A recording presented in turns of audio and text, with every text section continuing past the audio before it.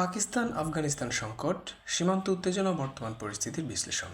দক্ষিণ এশিয়ার রাজনীতিতে পাকিস্তান ও আফগানিস্তানের সম্পর্ক বর্তমানে এক অত্যন্ত জটিল এবং অস্থির সময় পার করছে। একসময় যাদের মধ্যে ভ্রাতৃত্বের সম্পর্কের কথা শোনা যেত, আজ সেখানে বারবার রণহুঙ্কার শোনা যাচ্ছে। কিন্তু কেন এই পরিস্থিতি? চলুন আজকের ভিডিওতে আমরা এর মূল কারণগুলো সহজভাবে বোঝার চেষ্টা করি। 1 নম্বর কারণ হচ্ছে ডুরান্ড লাইন। পাকিস্তান ও আফগানিস্তানের মধ্যকার 2640 কিলোমিটার দীর্ঘ সীমান্ত, যা ডুরান্ড লাইন নামে পরিচিত, তাই হলো সব সমস্যার মূল। 1893 সালে ব্রিটিশদের তৈরি করা এই সীমানা আফগানিস্তান কখনোই আনুষ্ঠানিকভাবে মেনে নেয়নি। তাদের দাবি, এই সীমানা পশতু জাতিকে দুই ভাগে বিভক্ত করে ফেলেছে। বর্তমানে এই সীমান্ত কাঁটাতারের দেওয়া বেড়া নিয়ে দুই দেশের মধ্যে সেনাবাহিনীর মধ্যে প্রায় সংঘর্ষ ঘটছে।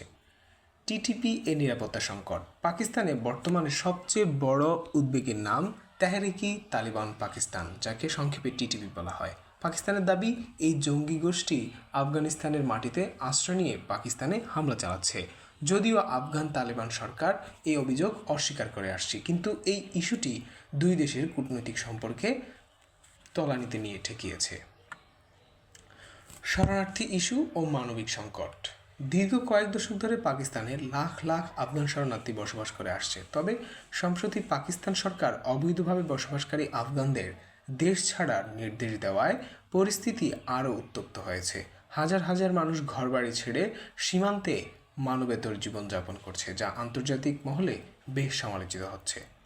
সীমান্ত বাণিজ্য ও সাধারণ মানুষের ভোগান্তি। তোরখাম এবং চমন সীমান্তের মতো গুরুত্বপূর্ণ বাণিজ্যিক পথগুলো ঘন ঘন বন্ধ করে দেওয়া হচ্ছে। এর ফলে দুই দেশের ব্যবসায়ীরা কোটি কোটি টাকার লোকসান গুনছে। নিত্য প্রয়োজনীয় পণ্যের দাম বাড়ছে। চিকিৎসার জন্য সীমান্ত পার হতে গিয়ে সাধারণ মানুষ